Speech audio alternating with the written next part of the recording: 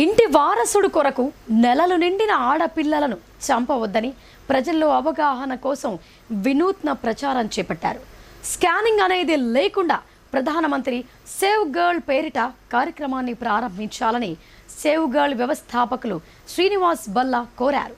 ఇటీవలి కాలంలో ఆడపిల్ల అనగానే కొంతమంది భ్రూణ హత్యలకు పాల్పడుతున్న దుశ్చర్యలు ఎన్నో వెలుగులోకొస్తున్నాయి.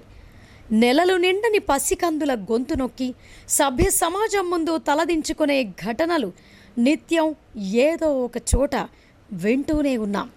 అలాంటి ఘటనలను ఎదిరిస్తూ ప్రజల్లో అవగాహన కల్పించేందుకు నిజామాబాద్ నగరానికి చెందిన శ్రీనివాస్ బల్లా సేవ్ గర్ల్ అనే సంస్థను నెలకొల్పాడు.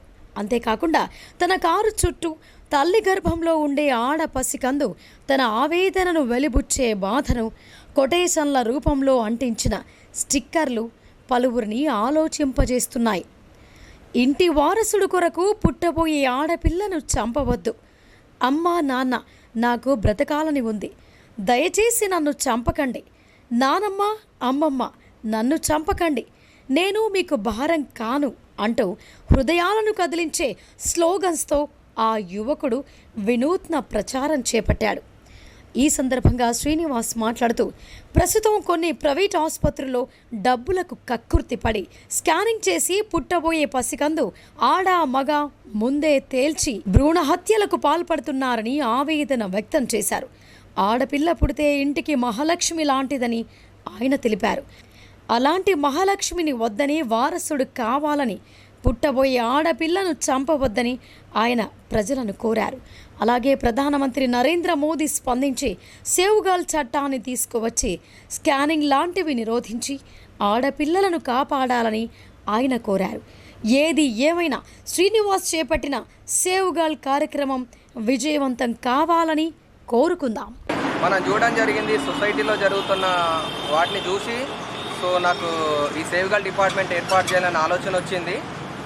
ఈ సేవ్ గర్ల్ డిపార్ట్మెంట్ మనం చూసినట్టయితే డైరెక్ట్ ప్రధానమంత్రి గారికి సేవ్ గర్ల్ డిపార్ట్మెంట్ ఏర్పాటు చేయమని రిక్వెస్ట్ పెట్టడం జరిగింది.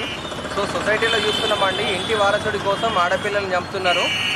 ఆడపిల్లలను చంపొద్దనే ఉద్దేశంతోనే ఈ సేవ్ గర్ల్ డిపార్ట్మెంట్ని మనం ఏర్పాటు చేయడం జరిగింది. లింగ నిర్ధారణ చట్టం 1994 అండి, పీసీపీ ఎన్డీటీ యాక్ట్ 1994లో వచ్చింది. ఆ చట్టాన్ని ఇంప్లిమెంట్ చేయడానికి కోసమే ఈ సేవ్ గర్ల్ డిపార్ట్మెంట్ ఏర్పాటు చేయాలని మన గౌరవ ప్రధానమంత్రి మోడీ గారిని కోరడం జరుగుతోంది. సొసైటీలో జరిగే ఎన్నో అన్యాయ కార్యక్రమాలు చూస్తున్నాం. ఎక్కడ చూసినా కానీ వారసుడు కావాలి, ఆడపిల్ల వద్దు, నాకు మగపిల్లలే కావాలి, నాకు ఆడపిల్ల వద్దని చాలామంది అంటారు. ఆడపిల్లని బతికించాలనే ఉద్దేశంతోనే ఈ సేవ్ గర్ల్ డిపార్ట్మెంట్ని మనం తీసుకురావడం జరిగింది.